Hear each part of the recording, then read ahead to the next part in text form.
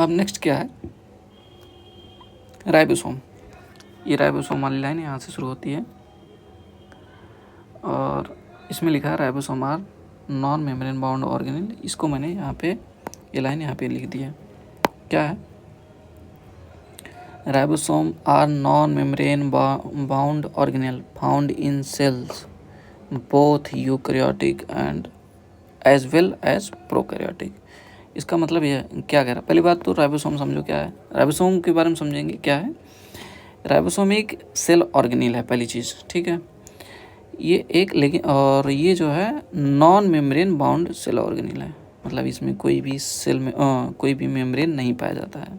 इसके बाहर कोई भी मेम्ब्रेन नहीं पाया जाता है, बिना मेम्ब्रेन का होता है। तो ये non membrane bound cell organelle हो गया। कौन, राइबोसोम। क्या कह रहा है कि ये जो राइबोसोम है नॉन मेम्ब्रेन बाउंड ऑर्गेनेल है। ये क्या करता है, found in all the cells, मतलब फाउंड मीन्स होना या पाना, किसमें, इन ऑल द सेल्स, ये सभी सेल्स में पाई जाती हैं सेल राइबोसोम। किसमें, both eukaryotic as well as prokaryotic, मतलब यूकैरियोटिक में भी एज वेल एज प्रोकैरियोटिक, मतलब प्रोकैरियोटिक में भी। बोथ मीन्स दोनों। तो प्रोकैरियोटिक और यूकैरियोटिक या सभी प्रकार के सेल बोल दो, जितनी इस दुनिया में सेल होती हैं सभी में राइबोसोम पाया जाता है, जो कि एक नॉन मेम्ब्रेन बाउंड ऑर्गेनेल है। अभी मैंने ऊपर बताया कि यूकैरियोटिक सेल में मेम्ब्रेन बाउंड स्ट्रक्चर ये पाया जाता है, मेम्ब्रेन बाउंड सेल ऑर्गेनेल ये पाए जाते हैं यूकैरियोटिक में, ठीक है। लेकिन यूकैरियोटिक में नॉन मेम्ब्रेनस सेल ऑर्गेनेल भी पाए जाते हैं, जिसको राइबोसोम बोलते हैं। जैसे कि एनिमल सेल होता है, एनिमल सेल में सेंट्रियोल पाया जाता है, वो भी नॉन मेम्ब्रेन बाउंड होता है। और प्लांट सेल में भी ऐसे काफ़ी स्ट्रक्चर हैं। तो कुछ ये चीज़ें मैं एक शॉर्ट में भी बता दूंगा। अभी सिर्फ एनसीईआरटी की जो लाइन लिखी है उसका मतलब समझते हैं बस। तो ये हो गया राइबोसोम के बारे में कि राइबोसोम एक नॉन मेम्ब्रेन बाउंड ऑर्गेनेल है, सेल ऑर्गेनेल है, और ये सभी सेल में पाया जाता है, बोथ मीन्स दोनों, और यूकैरियोटिक सेल और प्रोकैरियोटिक सेल दोनों में पाया जाता है, ठीक है। उसके बाद अगली लाइन है विद इन द सेल, यहाँ शुरू है। तो within the cell ribosome are found not only in the cytoplasm but also within two cell organelle chloroplast and mitochondria, ठीक। इसमें कह रहा है ई आर है यहाँ पे, ठीक है, मिट गया, ये ध्यान देना। यहाँ पे था रफ ई आर, ठीक है।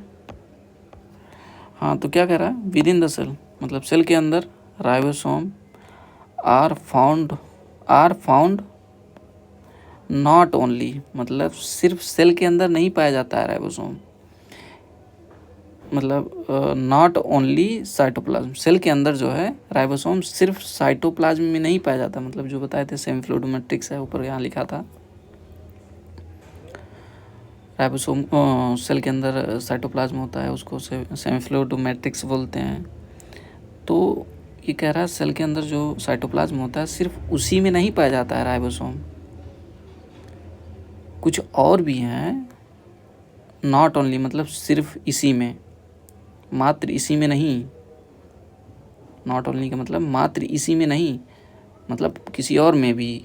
अब देखते हैं किस में, but also within the two organelle. कह रहा है कि आल्सो मीन्स भी, बट मीन्स लेकिन within two cell organelles, मतलब दो सेल ऑर्गेनेल्स में भी, आल्सो मीन्स भी, दो सेल ऑर्गेनेल में भी हैं जिनमें पाए जाते हैं। वैसे तो तीन है, यहाँ पे लिखा है, तीनों का नाम लिखा है, जैसे एनसीईआरटी में देख लो, यहाँ पे लिखा है टू सेल ऑर्गेनेल, ठीक है, लेकिन इसमें तीन का नाम दिया गया। टू सेल ऑर्गेनेल तो बोला है, वैसे तीन में पाया जाता है। यहाँ पे क्लोरोप्लास्ट दिया है, यहाँ पे माइटोकॉन्ड्रिया, यहाँ रफ एंडोप्लाज्मिक रेटिकुलम। तो अगर पूछेगा कौन कौन सा है क्लोरोप्लास्ट के अंदर, क्लोरोप्लास्ट एक सेल मेम्ब्रेन है, ओ सेल ऑर्गेनिल है। ऑर्गेनिल और ऑर्गन मतलब समझ लो कैसे। ऑर्गेनिल क्या होता है, जो एक किसी सेल के अंदर कोई स्ट्रक्चर पाई जा रही है तो उसको ऑर्गेनिल बोल रहे हैं, ठीक है। तो क्लोरोप्लास्ट जो कि सिर्फ प्लांट में पाया जाता है, एक दो एक्सेप्शन है, उसको छोड़ दो, उसको बताऊंगा मैं। लेकिन यहाँ पे जानो कि क्लोरोप्लास्ट जो है सिर्फ प्लांट सेल में पाया जाता है, एनिमल सेल में नहीं पाया जाता है। और माइटोकॉन्ड्रिया दोनों में पाया जाता है, प्लांट सेल में भी और एनिमल सेल में भी। तो ये क्या कह रहा है, और यहाँ पे रफ एंडोप्लाज्म ये लिख लेना, यहाँ पे मैंने लिखना भूल गया हूँ, एनसीईआरटी में है। यहाँ पे कह रहा है कि क्लोरोप्लास्ट में जो कि प्लांट में पाया जाता है, और माइटोकॉन्ड्रिया में, और रफ एंडोप्लाज्मिक रेटिकुलम में, इनके अंदर भी राइबोसोम पाया जाता है, ठीक है। इस लाइन का मतलब यही है, समझ में आया कि सेल के अंदर सिर्फ साइटोप्लाज्म में ही नहीं राइबोसोम पाया जाता है, और भी जगह हैं कुछ जहाँ पे राइबोसोम पाया जाता है। राइबोसोम क्या होता है ऊपर मैंने बताया है। और कहाँ कहाँ और पाया जाता है साइटोप्लाज्म के अलावा, साइटोप्लाज्म के अंदर ही क्लोरोप्लास्ट भी होता है, और माइटोकॉन्ड्रिया भी होता है, और एंडोप्लाज्मिक रेटिकुलम भी होता है। साइटोप्लाज्म के अंदर ही है सब। जैसे कि ये क्लोरोप्लास्ट साइटोप्लाज्म में ही पाया जा रहा है, एक मटर का दाना समझ लो कि उसमें पाया जा रहा है, तो इसके भी अंदर अब पाया जा रहा है, क्लोरोप्लास्ट के अंदर भी राइबोसोम पाया जा रहा है। एग्जांपल में मैं दिखा दूं, एक स्ट्रक्चर यहाँ पे होगा, देखो ये है प्लांट सेल, और यहाँ पे कुछ सेल ऑर्गेनेल दिए गए हैं, यहाँ पे क्लोरोप्लास्ट दिया गया है क्योंकि ये प्लांट सेल है, ठीक है। मैंने बोला कि क्लोरोप्लास्ट सिर्फ प्लांट सेल में पाया जाता है, एनिमल में नहीं पाया जाता है। तो ये है साइटोप्लाज्म, यहाँ पे लिखा भी होगा कहीं, ये साइटोप्लाज्म देखा, मतलब इसके अंदर जो ये सारे पानी की तरह भरे पड़े हैं ना, ये है साइटोप्लाज्म। और इस साइटोप्लाज्म ये मतलब एक बॉल की तरह समझो कि इसके अंदर की चीज़ें स्ट्रक्चर दिखाई जा रहे हैं सारे, कि ये साइटोप्लाज्म है, और साइटोप्लाज्म के अंदर यहाँ पे ये क्लोरोप्लास्ट पाया जा रहा है, और यहीं पे माइटोकॉन्ड्रिया भी पाई जा रही है, ठीक है। ये माइटोकॉन्ड्रिया, और यहीं पे ये न्यूक्लियस भी पाया जा रहा है, देख रहा हूँ साइटोप्लाज्म के अंदर ही। और यहाँ न्यूक्लियस के अंदर देखो ये क्रोमोसोम भी दिखाया गया है यहाँ अंदर। तो क्या माइटोकॉन्ड्रिया और क्लोरोप्लास्ट और न्यूक्लियस तीनों का नाम दिया गया, और एंडोप्लाज्मिक रेटिकुलम जो कि यहाँ पे है, इस स्ट्रक्चर को बोलते हैं। अभी एक डायग्राम में दिखाएंगे, एनसीईआरटी का जो डायग्राम है।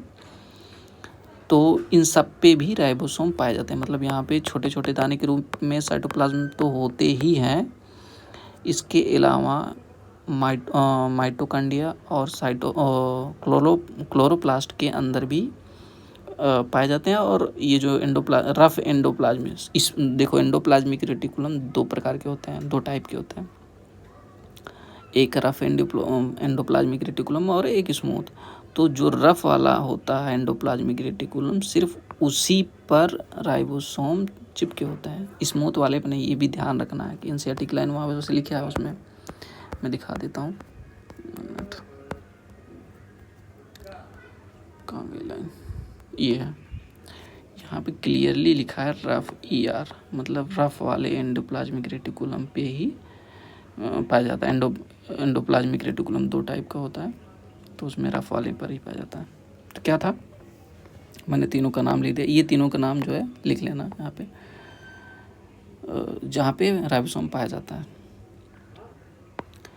और उसके बाद अगली लाइन जो है एनिमल सेल्स कंटेन, यहाँ से है, तो इसको मैंने यहाँ पे लिखा है, animal cells contain another non membrane bound organelle. अभी मैंने ऊपर बताया था कि एनिमल सेल तो एक टाइप का कह सकते हो यूकैरियोटिक सेल है, ठीक है। यूकैरियोटिक सेल में जो है मेम्ब्रेन बाउंड सेल ऑर्गेनेल होते हैं, ठीक है। लेकिन एनिमल सेल जो होता है, मतलब वो जो यूकैरियोटिक सेल तो है ही है, ठीक है, दो टाइप के सेल और होते थे, प्रोकैरियोटिक सेल, यूकैरियोटिक सेल तो ठीक ही है, उसके अलावा प्लांट सेल या एनिमल सेल के रूप में भी बांटा जा सकता है। तो एनिमल सेल जो होता है उसमें राइबोसोम तो होता ही है, नॉन मेम्ब्रेनस सेल ऑर्गेनेल। उसके अलावा सेंट्रोसोम भी एक नॉन मेम्ब्रेनस सेल ऑर्गेनेल है जो कि एनिमल सेल में पाया जाता है। प्लांट सेल में सेंट्रोसोम नहीं पाया जाता है। यही लिखा है, इसका मतलब यही है कि एनिमल सेल कंटेन मतलब इसमें कंटेन करता है, मतलब कह सकते हो ग्राही, कंटेन मीन्स ग्राही होता है। तो and another non membrane bound organelle called cell organelle, मतलब कह रहा है अनदर मीन्स दूसरा, एक non membrane bound cell organelle है जिसको सेंट्रोसोम बोलते हैं, वो सेल एनिमल सेल में पाया जाता है। और उसके बाद जो नीचे लिखी है which help in cell division, जो सेंट्रोसोम है उसका काम होता है सेल डिवीजन में हेल्प करता है, ठीक है, सहायता करता है। विच मतलब जो कि सहायता करता है सेल डिवीजन में। Which help in cell division मतलब जो कि सहायता करता है सेल डिवीजन में। कौन?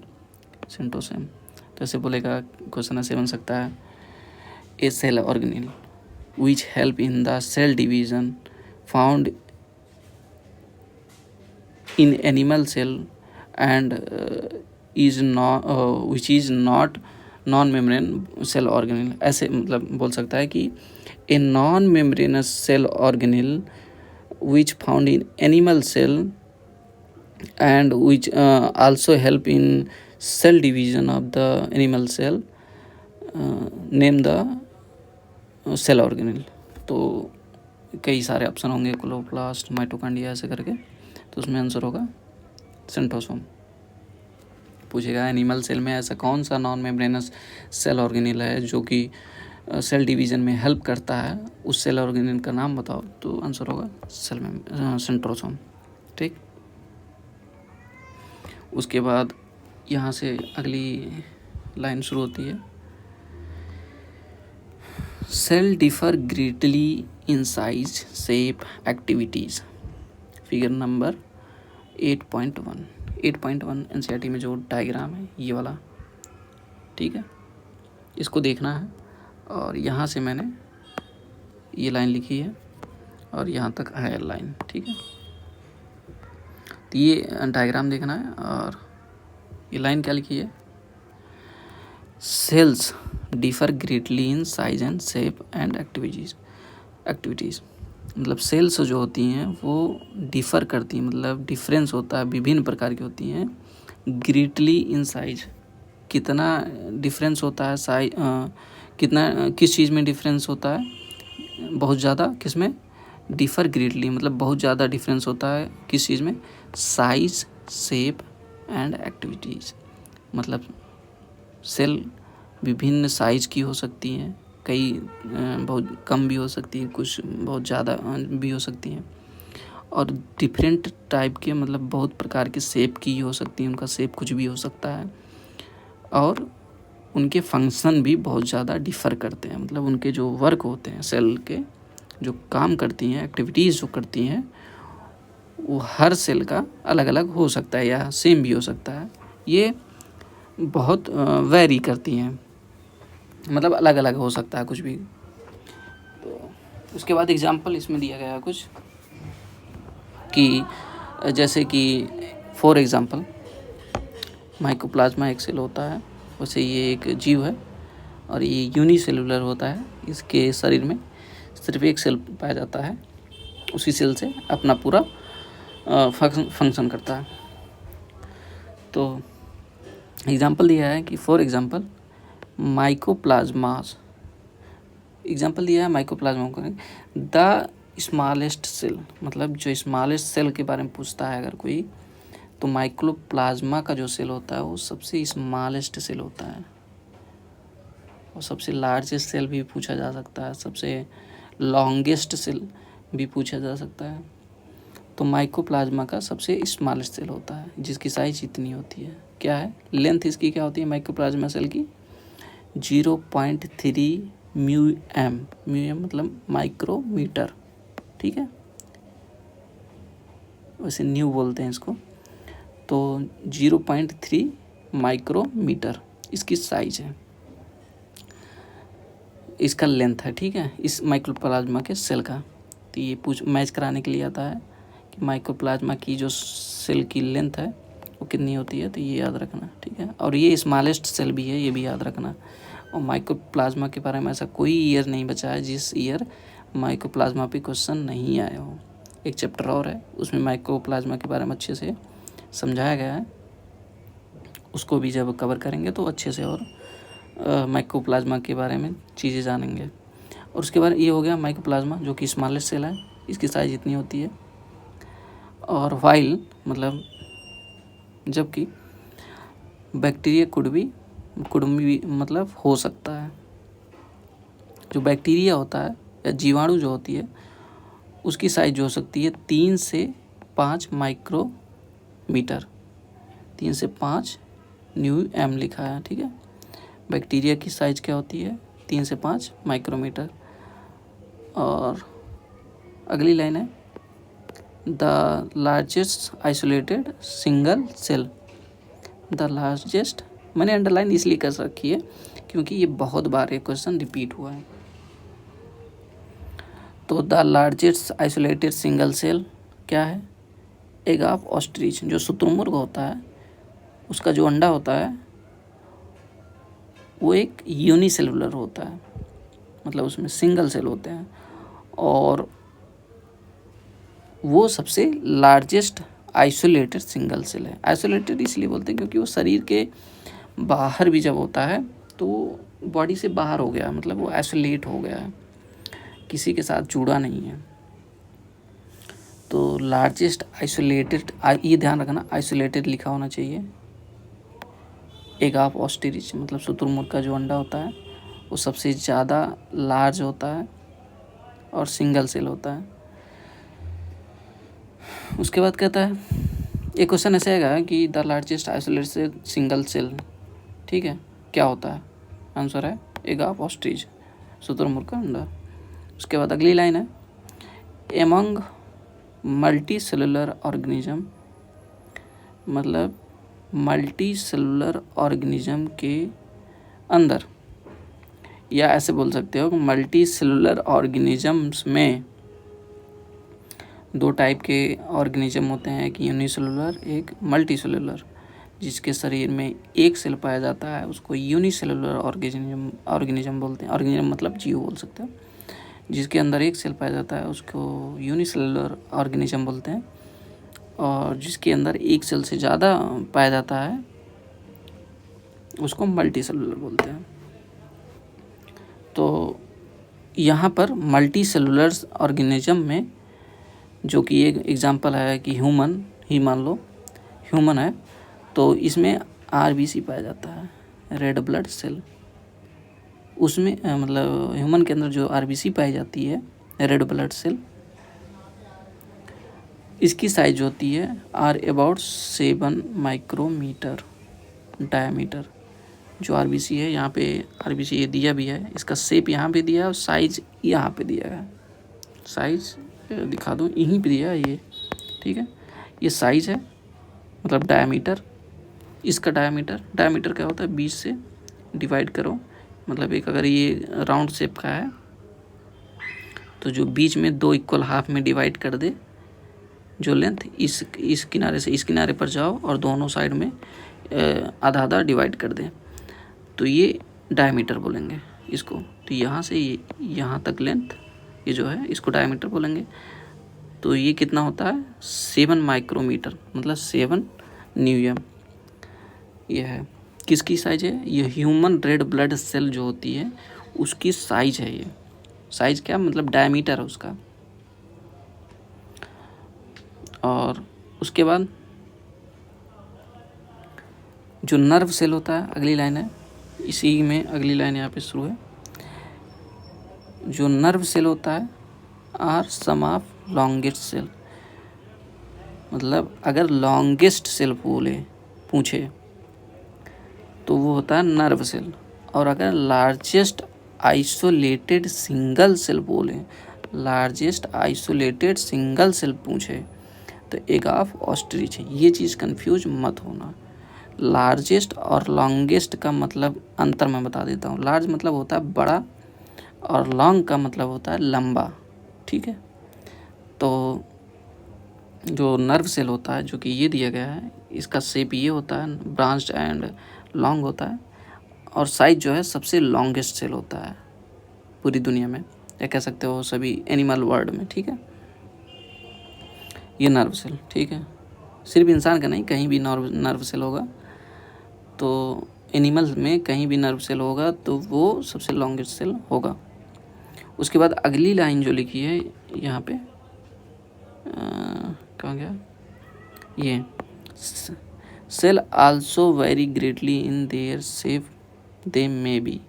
कह रहा है सेल्स जो है आल्सो मीन्स भी, vary greatly in their shape. Greatly means बहुत ज़्यादा, वेरी मीन्स विभिन्न प्रकार के, या डिफ़र करना मतलब बहुत ज़्यादा अंतर हो सकता है, कम हो सकते हैं, बहुत ज़्यादा भी हो सकते हैं, ऐसा करके कि सेल जो है शेप में भी बहुत ज़्यादा वेरी करते हैं। वेरी मतलब वेरिएशन बहुत ज़्यादा विभिन्न प्रकार की।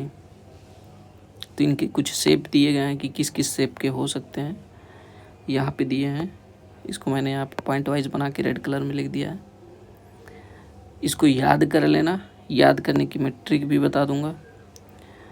और यहाँ पे डिस्क शेप हो सकता है। डिस्क मतलब जो सीडी वाला आता है, सीडी नहीं होती है जो, वो डिस्क होता है, डिस्क शेप। और पॉलीगोनल शेप का हो सकता है, कॉलमनार शेप हो सकता है। कॉलमनार शेप यही है, देख लो।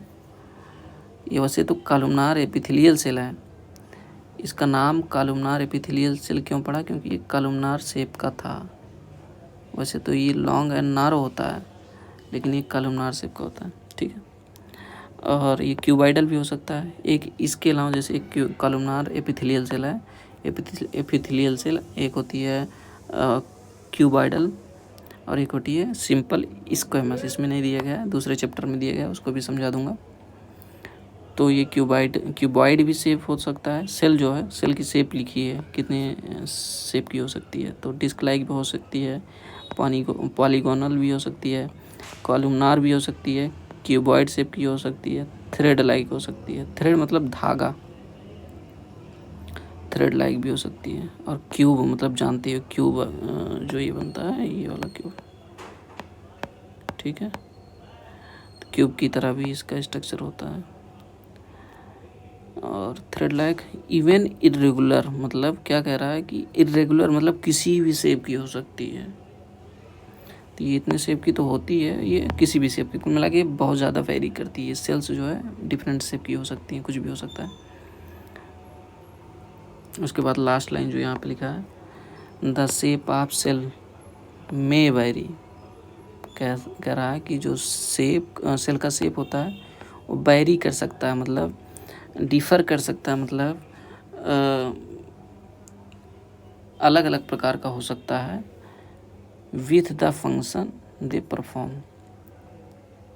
मतलब जो सेल का शेप होता है वो किस पे डिपेंड करता है। डिफरेंट टाइप के तो शेप होते हैं सेल के, लेकिन ये किस चीज़ पे डिपेंड करता है कि इसका शेप क्या होगा। तो उसका आंसर है कि वो जो फंक्शन परफॉर्म कर रहे हैं उसके आधार पे उसका शेप होता है। तो यही आंसर है। और ये पूछा जा सकता है कि shape of cell depends on, तो आंसर होगा फंक्शन विच दे परफॉर्म, मतलब जो परफॉर्म और सेल जो फंक्शन परफॉर्म कर रहे हैं उसके आधार पे उनका शेप होगा। जैसे कि आरबीसी का जो शेप है वो राउंड और बाई कॉनकेव है, क्योंकि इसके अंदर जो है ऑक्सीजन कैरी करता है, ब्लड में होता है, और ये एक जगह से दूसरी जगह पे ऑक्सीजन और CO2 को कैरी करके एक जगह से दूसरे स्थान पे ले जाता है। तो मतलब कहने का मतलब यही है कि जो सेल का जो शेप होता है वो किस चीज़ पर डिपेंड करता है, या इतना वेरी क्यों करता है किस चीज़ के आधार पर। जिस प्रकार का उसका फंक्शन वेरी करेगा वैसे ही उसका शेप भी वेरी करेगा। ये हो गया पैराग्राफ का। अगला पैराग्राफ नेक्स्ट वीडियो में।